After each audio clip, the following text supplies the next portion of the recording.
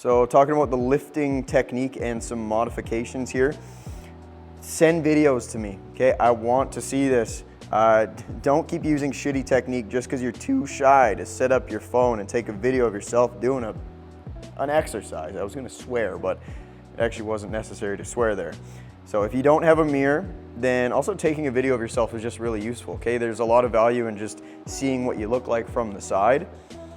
Go one step further, send me the video, okay? I look at a lot of things that you might not be looking at, okay? A lot of people are just struggling with their squats and they're focused on just like their back. Meanwhile, I'm looking at the ankles a lot of the time, seeing what they have for range there. So I love to help people advance their technique, make these little tweaks, maybe give you some different cues, and you'll figure out how to use a different muscle properly, or use it like how to use your glutes on a squat, let's say, or deadlift, something like that, okay?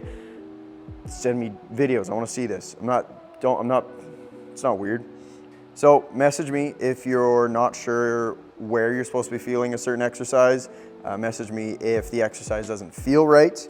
Message me if you feel some pain during a movement. I had someone once and they're like, I can't do deadlifts because it hurts my back. And I'm like, okay, send me a video of you doing a deadlift. And the deadlift was like that. It's like, well, that sucks. Like, how long have you been doing it that way? And they're like, my whole life. So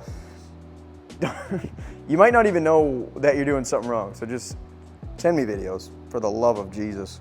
We're also gonna talk about some negative or eccentric training. There's a video that I'm gonna include on the Notion here. So for the best results regarding muscle and strength gains, focus on maintaining controlled movement for every exercise, okay? The eccentric phase is very important. It's like typically like the lowering phase. It's the part of the movement where you're kind of going towards that stretch. So if I'm doing a bicep curl, this is the concentric phase where I'm curling it up. Eccentric's that lowering phase. If I'm doing a squat, it's the lowering part where I'm kind of going into that deeper knee bend, and then the concentric phase is up there. This might be a lot. Watch this video. The video will give you a better explanation than I can right now. But this eccentric phase is really good. A lot of people, they'll do, what's a good example? Maybe like, we'll just say a push-up. They'll fight through the push-up and then just like drop to the floor, okay? That drop to the floor, you're missing a lot of goodness, a lot of benefit in that position right there. So we're a lot stronger in that eccentric phase as well. So you have an option to build extra strength on the way down. So maybe you go slower on the way down. It's money. It's money to do this, okay? So control the whole movement. Be aware of what's going on in that eccentric phase. Lots of control is really what we're working with, or we're working towards. Range of motion.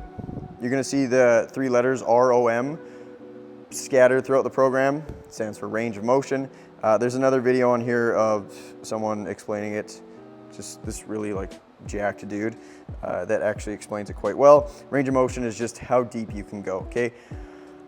On a squat, I don't know if you can see me, I hope you can see me. I don't wanna see you loading up a whole bunch of weight and doing that.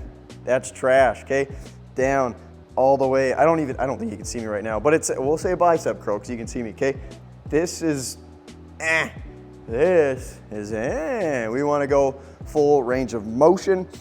So you wanna feel the stretch in the working muscles at the bottom portion of the movement, and then feel the squeeze in those working muscles at the peak of the concentric part of the movement. You're not gonna be connected to it in every exercise. If you are, great, but if you can find that stretch in a lot of exercises, so good. Lots of gains hidden in there, and it's great for working on like sneaky mobility as well. Some quick modifications here. So pull-ups, are you not even close to doing a pull-up? Try bodyweight rows with a suspension trainer like a TRX. You can also swap out the movements with a heavy single arm dumbbell row. Anything where you're pulling your body towards something or pulling your weight towards your body, okay? We're using the back. That's what a pull-up's doing, is we're pulling our body up to it.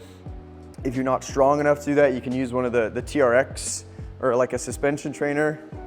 I have some videos attached somewhere, but something where we're pulling our body or we're pulling something heavy towards our body, okay? If we're trying to mimic a pull-up, we can't just be using 10-pound dumbbells. We gotta go pretty damn heavy.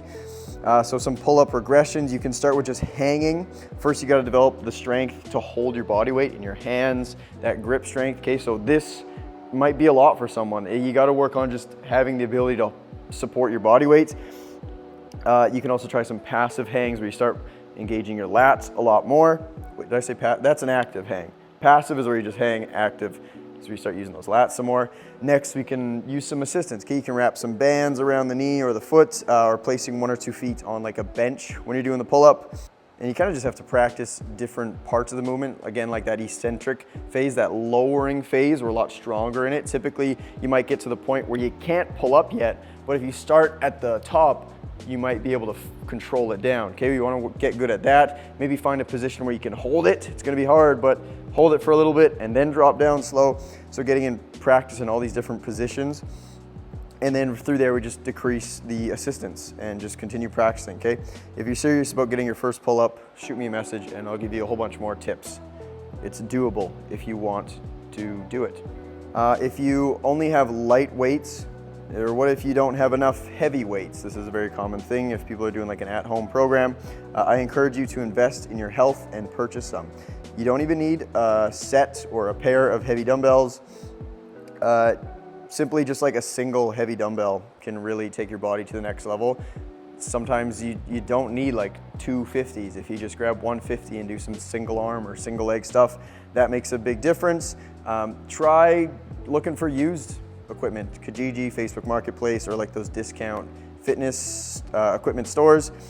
Rant coming in. Gone are the days where women, sorry, not picking on the ladies, it just has to be said like this. Gone are the days where women grab the 12-pound dumbbells and consider it strength training. I yesterday just saw, it was like I don't know, like a Pilates page or something, be like, I'm grabbing the heavyweights, and like 15 pounds was like the heaviest one there. And they like say, oh, we're building strength. It's like, I don't, for like maybe for like some shoulder exercises, 15 pounds will feel pretty heavy, but lots of diminishing returns there. Like 15 pounds is gonna feel pretty light for a vast majority of compound exercises. I can't think of many like compound moves, the moves that use multiple like joints, where 15 pounds is gonna feel really heavy, unless you're in like rehabilitation mode or you've never worked out ever. I digress. Actually, no, I don't digress. We keep going. The women's health magazines can get right fucked, in my opinion.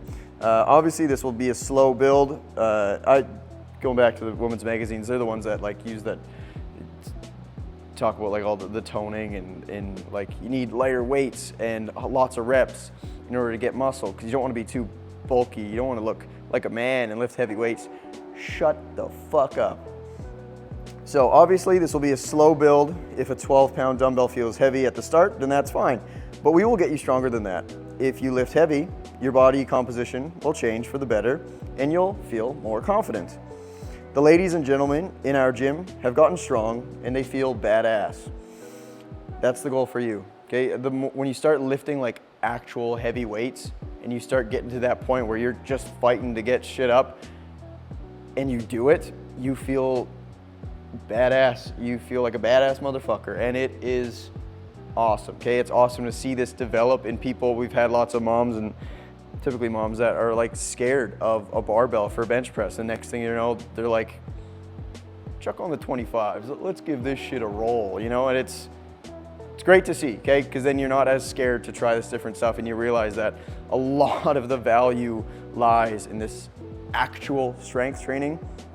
Not shitting on Pilates, but like using 15-pound dumbbells is not strength training, in my humble opinion. So some strategies for making it harder without heavy dumbbells. You can do more reps, more sets. This works to an extent. At some point, you just have to go heavier. You can try some pauses where you're holding the weight or holding the position at the hardest part of the movement or the deepest, stretchiest part of the movement. You can try some different tempos, holding more time under tension, maybe slower on the way down or trying slower on the way up. You can master your technique. This is another way to just get to like evolve or progress without going heavier, more reps or all this stuff. Just work on your technique itself. So feeling like every ounce, every inch, every centimeter of a movement. So executing the reps with perfection to make the reps look smooth, like butter, like butter. That full range of motion we talked about previously, so going all the way down and all the way up. You can try some partner resisted stuff. If you got a lifting buddy, they can push down on the weights to make them feel heavier, or if you're doing a body weight exercise, they can push down on you as well. This works great because whatever they do to you, you can do right back to them. And you can try some band resisted stuff as well. You can jimmy rig a band around a dumbbell if you're creative and savvy enough. And some at-home hacks here. I love these. You can try like some adjustable dumbbells. You can invest in those, the ones with the dial. They work pretty good. My favorite option is getting like the old school version, like where it's got the little bar and then you hook the little weights on the side and you got the spinny thing. You can make them as heavy as you'd like. Obviously, it's a bit of a bitch to change that around a lot, so maybe you get like these different bars and you have some different weights ready to go, but it's a good option. And then here's a fun one I've never heard anyone really talk about. You get some ankle weights, some 5-pound ankle weights, or like the 2.5 pounds, and then you just kind of stack them together. And you put them around your wrists, so you don't have to buy, if you're making your own gym at home, you don't have to buy all the 5-pound increments. So instead of getting 10s, 15s, 20s, 25s, and spending all that money, you get 10s, 20s, 30s, you get these ankle weights, and then when you're trying to progress past 10 pounds, you put on those ankle weights, make it 15. Once that's fine, then you go 20, take off the ankle weights. You get it, you get what I'm saying. Brilliant. Think outside the box.